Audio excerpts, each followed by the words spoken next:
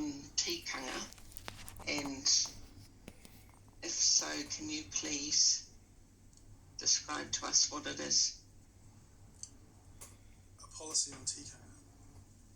Do you have a policy in your work in settlement negotiations?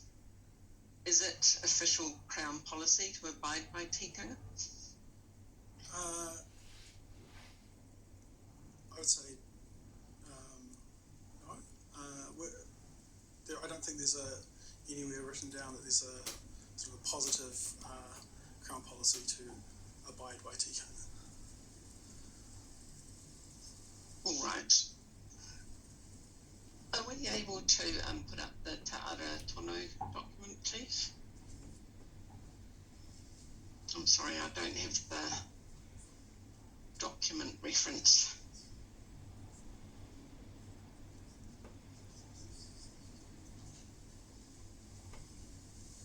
Can I ask, just while we're waiting for that to be put up, Dr. Pollock, in that official advice that Dr. Phillipson referred you to, you set out your understanding of Whakatohea tikanga is that although Whakatohea is hapu driven, they come together for the benefit of all. Would you accept that it's the hapu that have to decide to come together for the benefit of Whakatohea? I would accept that that is what Te Ara Tono says. And so if hapu decide that they don't support Whakatohea acting together for whatever reason, then it's no longer consistent with tikanga for them all to be acting collectively. Do you mean a hapu or all hapu or some hapu? I mean that you need to have all the hapu acting together. That would not be consistent with Te Ara Tono. Te Ara Tono Right. was very explicit about that. Can we go to page 41 of Te Ara Tono, please?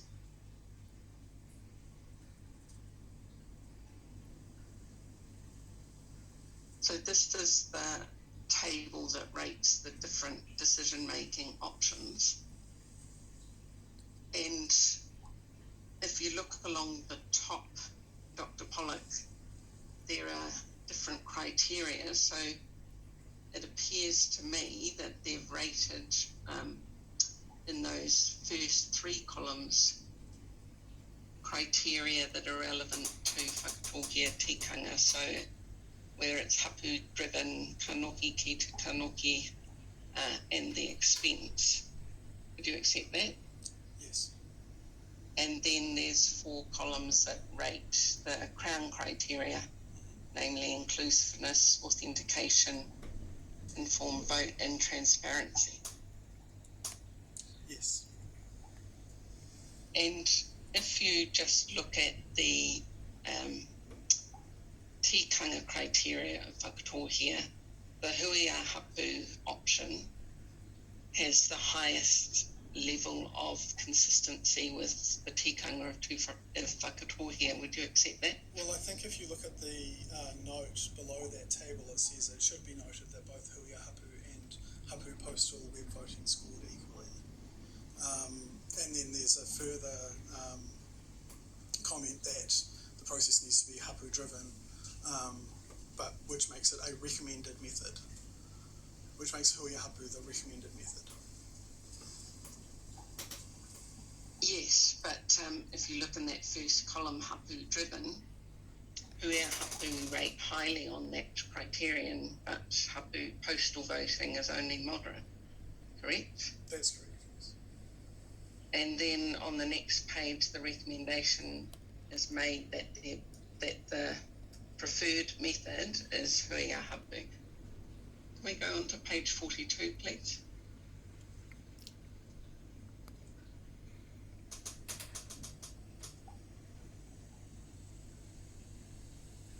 So the recommendation of the Ara Tono is that a draft deed of settlement, if you look at that last bullet point in 5.9a, the recommendation is that a huia hapu process should be used for approving a draft deed of settlement, correct? That's correct. And then if we go to document B40B, which is the appendices to your brief of evidence, please.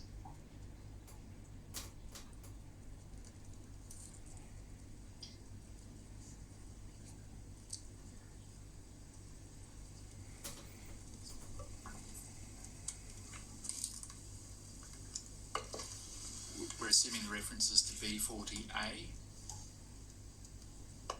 Oh, yes, that could be right, sorry.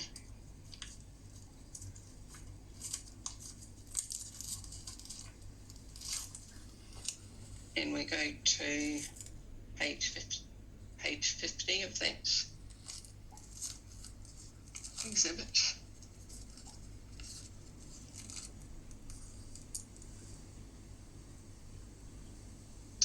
So this is a briefing from Te Arawhiti to the Minister for Treaty of Waitangi negotiations, dated 31 March 2021, correct? It's a briefing from Te Arawhiti and Te Puni Kōkiri to the Minister for Māori Development and the Minister for Treaty of Waitangi negotiations. And one of the actions sought in that briefing, if you look at that second action, is to approve the ratification strategy for Whakatohea for the deed of settlement and PSGE. Yes, that's correct. And if we scroll through to page 58, please.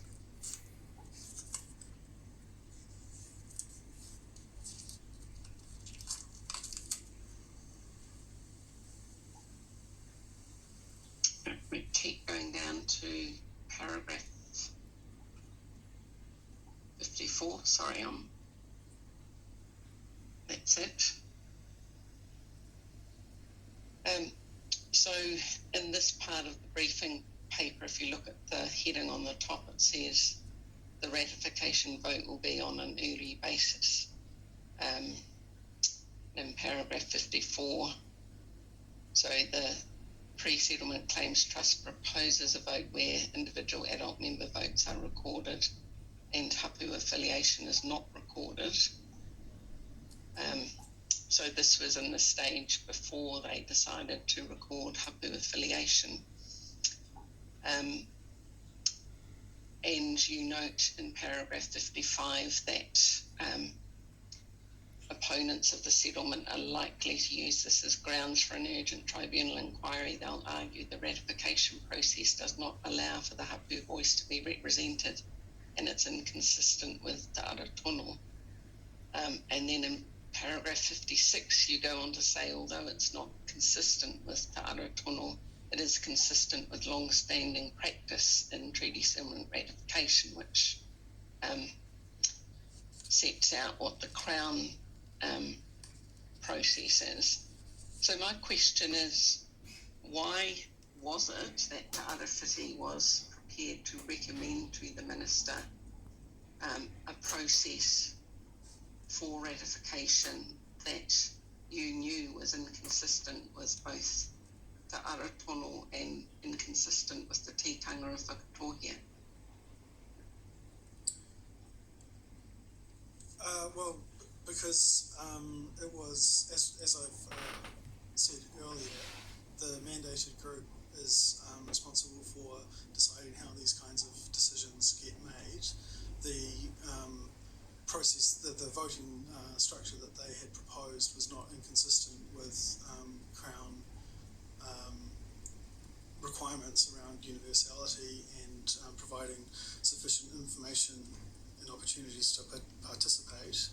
The recommended process in Te Ara Tono was not consistent with those requirements, but regardless, because essentially we respect the Trust's ability to decide how these kinds of decisions get made. We felt that there is space for hapu rangatiratanga to be protected within the proposed PSG structure, etc., etc. But is it good enough for the Crown to take a hands-off approach when, as the judge put to you, given this long history of division and discord, and given that the tribunal had recommended to you that you follow a hapu-driven process, you knew that what the Settlement Trust was proposing was inconsistent with the tikanga of Whakatohea, but you approved it nonetheless?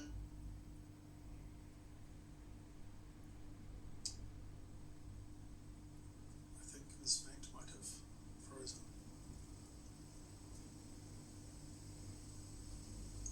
Can you hear me now, Judge? Yes, you're back. Back? Did you hear that question? I don't think I heard a question. I heard you say that we approved it knowing that in the context which is set out in this report was the case. But No, I think the question was knowing that it was inconsistent with the tikanga of Whakatohea, and shortly after that, Ms. Feint, I think you cut out. Yeah, so my question was, knowing that it's inconsistent with the tikanga of Whakatohea, and knowing that it's inconsistent with the tribunal recommendations made to you in the 2018 report, why was Te Arawhiti prepared to approve this process? I would say that it's inconsistent with the recommendations in Te Arawhiti. I'm not a tikanga expert. I know that Te Arawhiti examines a number of decision-making options which were all available to the Whakatohea, but ultimately I'd say that we respect the mandated group's right to decide how these decisions get made. We noted the concerns that would exist around it, and we continued to discuss with the Trust how hapu rangatiratanga might be, or how the hapu vote might happen, which resulted in the change that we've been talking about. Sorry, Ms. Feint, just before you go on, can I just clarify part of that answer? Just in the very first part, you said something like it is inconsistent with Te Aratonu, or I just want clarity about your position.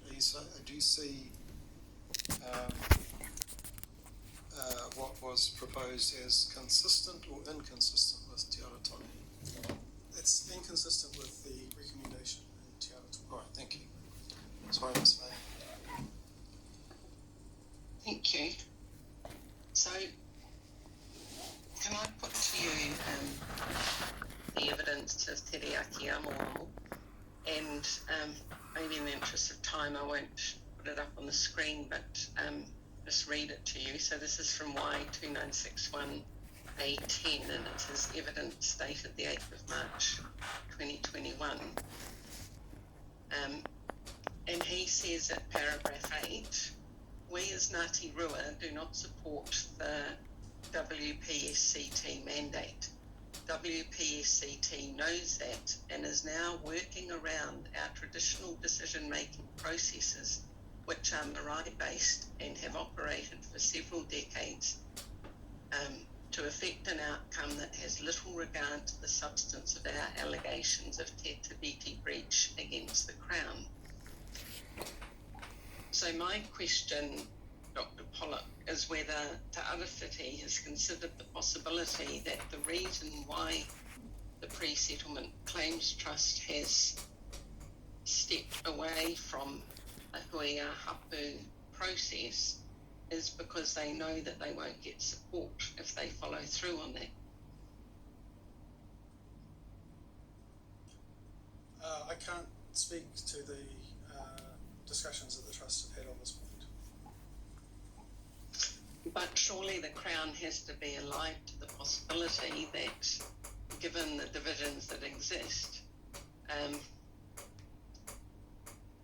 the Pre-Settlement Trust may be designing the process in order to achieve the outcome that it seeks, and it may be one that's inconsistent with an outcome it would reach if it followed a hui hapu process. So surely the Crown has a responsibility as an honest broker and acting in good faith to take a more assertive approach in this regard.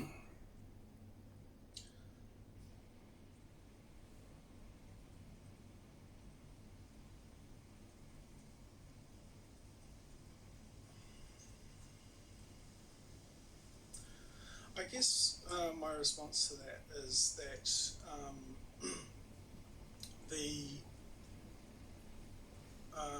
purpose is, as I've discussed earlier, of getting to the point of ratification is to give all of Whakatohea the opportunity to decide whether or not they want to proceed with the settlement that's on offer in the circumstances that are on offer.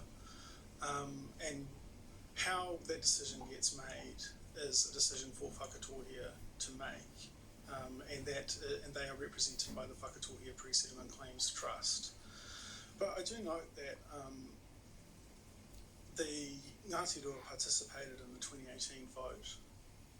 75% of them voted in favour of continuing negotiations. And so you must say that they participated then in this kind of model that we've ended up adopting, and that produced a result that has sort of moved things along in the process. So I do resist the idea that the Crown should get too heavily involved in how Whakatohea makes its decisions. I think that, for instance, it would have been inappropriate for Glenn and I to show up at Omaramutu Marae on the day that the Marae and Trust Hapu Committee decided to remove their representatives from the Pre-Settlement Claims Trust. I'm sure Mr. Ramawamo would agree with me on that. And so our respect for Whakatohea tikanga really involves taking a step back and not having too much to say about it. I mean, these are questions that, as we've been talking about, Whakatohea needs to work out, and this is part of the working out. So it would be acceptable for the Crown if the ratification process does not abide by the tikanga of Whakatohea. That's what you're saying, isn't it? Well, I'd say that every ratification process that I'm aware of that iwi have been undertaken on the basis that was proposed in the report where the ratification strategy was accepted, and the Crown has long considered that an appropriate model. We have been alive to the specific circumstances of Whakatohea and all of the context, particularly since the 2018 vote, and so worked with the Pre-Settlement Claims Trust following that decision to move more towards a model that was established that was used in the 2018 vote and is used to elect trustees of Whakatohea Māori Trust Board, for instance, and is one of the approved models in Te Aratanga.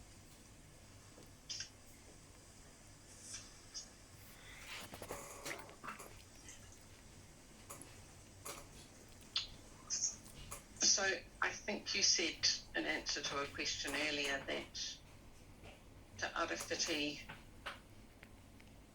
wouldn't have a problem with a hui hapu process being run by Whakatohea as part of the ratification along with the universal vote, but you're saying it's purely a decision for the Pre-Settlement Claims Trust to make, is that correct? Well, we were talking about the process that the Tūwharetoa Hapu Forum followed, where there were a series of approval hui before the deed was initialed and ratified. If that was a step that the Pre-Settlement Claims Trust wished to take in their engagement that they were undertaking with Whakatohea ahead of ratification, then we would not have a problem with that. We also don't have a problem with the Huia Rohi, Huia Iwi model that they currently follow, or with all the engagement that they undertake through social media, etc. Right, thank you. I have no further questions. Thank you, Ms. Feint.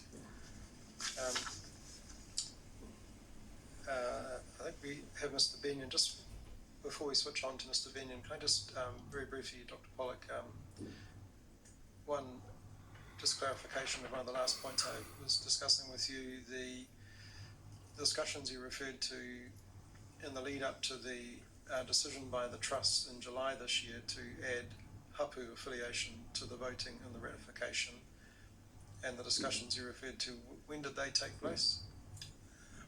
We talked about it on and off over the course of the last year as the ratification strategy was developed. The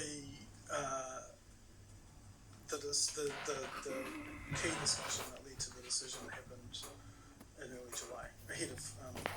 All right. So the key discussion was in the immediate lead up to that July decision, but a longer tail of about a year preceding.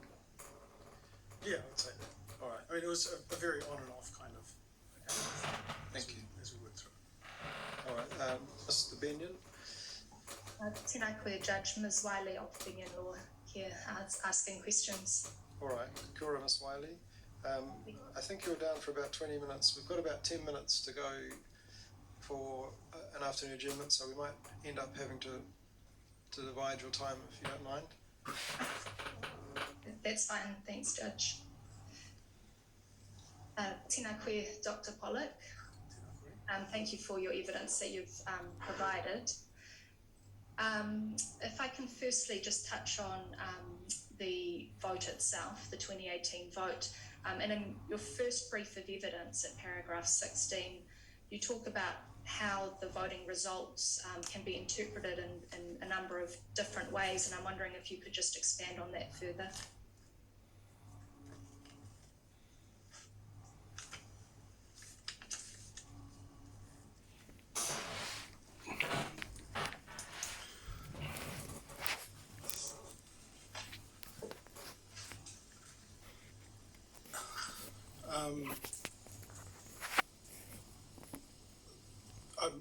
So expand on that in the sense of.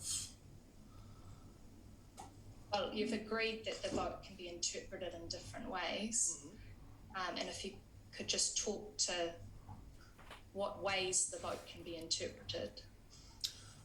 Well, I mean, I would say that firstly, our interpretation of the vote is that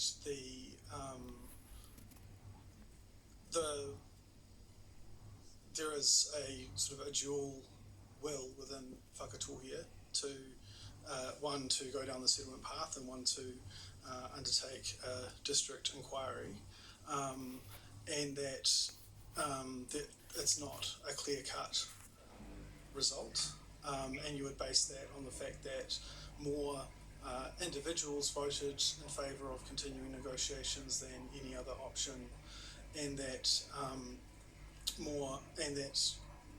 four of the seven, in this case hapu, who voted in favour of continuing negotiations, which, if you look at Te Ara Tono, would be the Te Ara Tono model of a 50% plus one equals of hapu equals agreement to a position, then that is enough to say yes, the hapu support it. The other interpretation which claimants have advocated for is that all of the hapu voted in favour of a tribunal inquiry, and that means that the other the other questions are less relevant.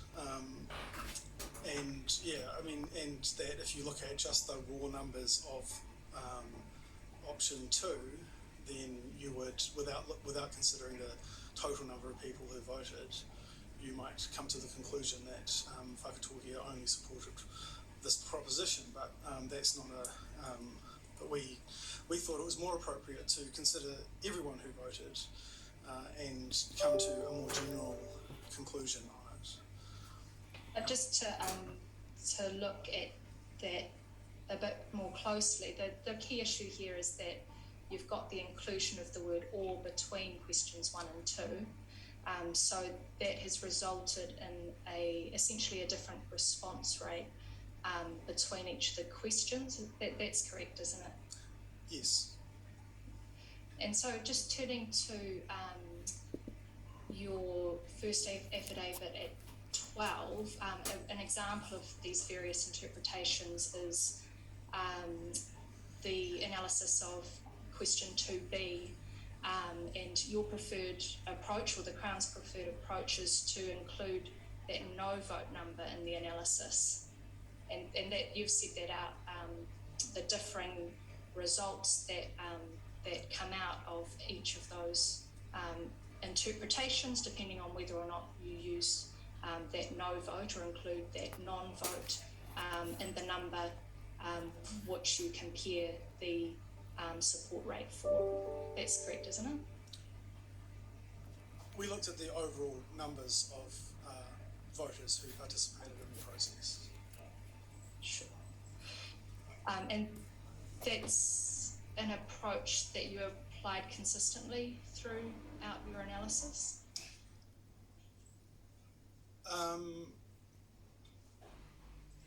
Perhaps if I could just take you to B3A JFP 5 at 28.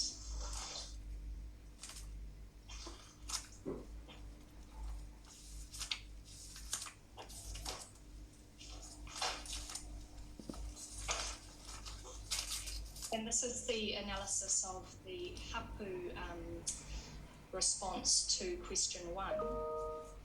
And in that analysis, we're talking about, say for Ngai Tamahoa, for example, 51% or 298 of those that voted on the question voted in support of the pre-settlement trust continuing direct negotiations. So in your response to... Sorry to interrupt you, Ms. Whiley, we're just catching up and finding the location. Sorry, it's hard to judge that on the Zoom.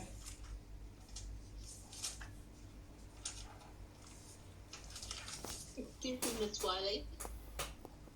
Yes. Yes, Robin here. Can you tell me what that document number was again? So it's BA JFP 5 at 28, and that is the 10 December 2018 official advice. Thank you.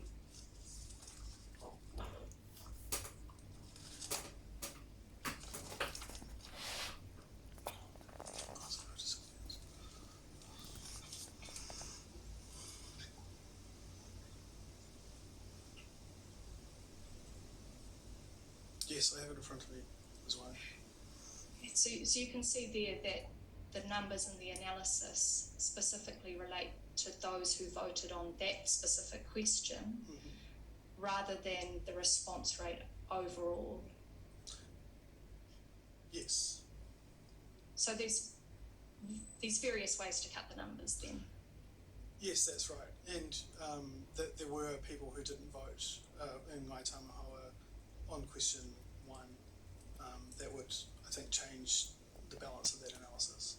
Well, Ngai Tamahoa is a really critical one, isn't it? Because the Crown rely on that hapu in support, whereas if you do include the no vote, you don't actually get across that threshold of 50% in support. Well, I'd say that, again, our position as set out in our submissions and in the advice is that the vote was finely balanced. And that there's various ways to interpret the vote. Exactly. And in terms of what the Crown's next steps were, then the Crown couldn't safely rely on the results of the vote, could it? Rely in what sense?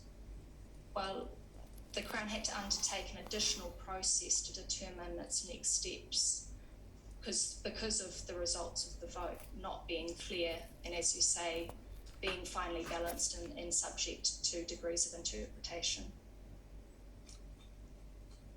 I think I'd say that the Crown has had to undertake an additional process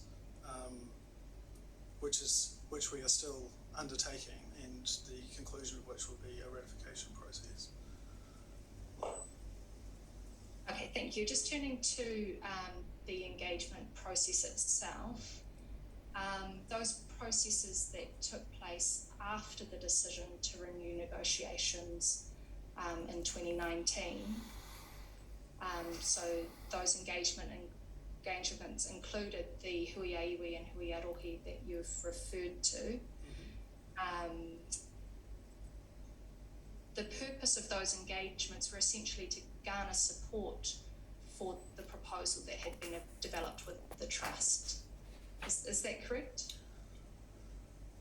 I wouldn't say that was the sole purpose. I mean, I think one of the conditions of resuming negotiations was that the trust undertake activities to build support.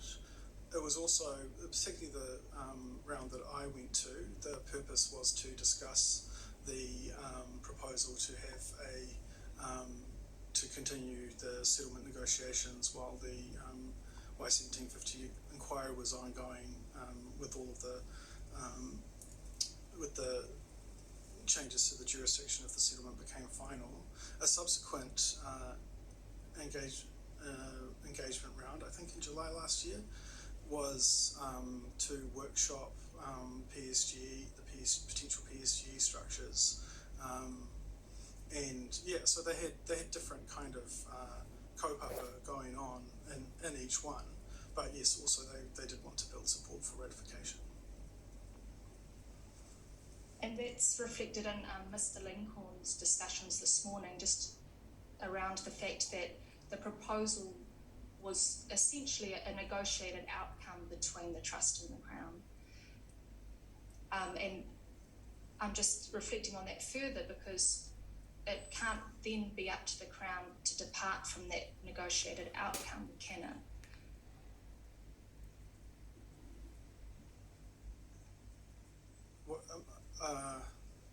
In what sense? I'm just not... The Crown had agreed as the basis of its renewed engagement and its renewed negotiations that it would have this parallel process, and that was something agreed to and negotiated with the trust. Mm-hmm. So it's not then up to the Crown as part of a subsequent engagement process to vary that agreement, is it? I wouldn't agree with that. It would be possible if we decided that we no longer felt that it was an appropriate approach to take, that we would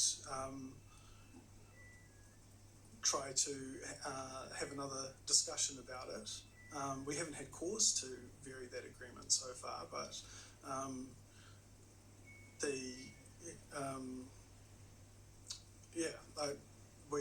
But in terms of consider it if we found that it was necessary. In terms of exploring alternative options, once the Crown had made that agreement to advance the proposal, it wasn't within its scope to then meet with the wider claimant community to discuss alternative avenues, was it? Well, I think we had. I think it's fair to say that we had a proposal on the table that was a proposal for all of Whakatohea, and it's still, whether or not Whakatohea wish to accept that will be seen through a ratification process. Okay, so engagement is to progress the proposal and advance support for that proposal. Well, the engagement was to, I guess, first and foremost, talk to people about their concerns and interests and what they wanted to bring to the table. In the course of that engagement, we provided further information to groups. In the case of Y558, we discussed with them their particular claims and came to understand that it had links to whakapapa other than Whakatohea, so we agreed that we would move it from the one section of the deed to another where it would be settled in part. And with Ngāti Muriwai, for instance, there was discussions about how their concerns with the trust deed, with the PSG trust deed and the process to add hapu could be addressed. So no, I wouldn't say that that's a fair characterisation of the engagement that we undertook. But just to be clear, the engagement progressed on the basis of the Crown would work with the pre-settlement trust to establish a broader base of support. That's correct, isn't it? The trust was to establish the broader base of support. We would, as part of the sort of overall engagement, we engaged with various groups, as I said, whoever would meet with us. But we weren't, I wouldn't think it's fair to say we were out there getting people to vote. Our key motive, I would say, was helping people understand the process, understanding the proposal. But that's a different... If I could just turn to So, Ms. Whiley, sorry, Judge Dugan here. Would that be a time we could break and then come back to your follow-up question? I appreciate it's not ideal, but... yes, sir, that's fine. I can take this up after the afternoon adjournment. All right, thank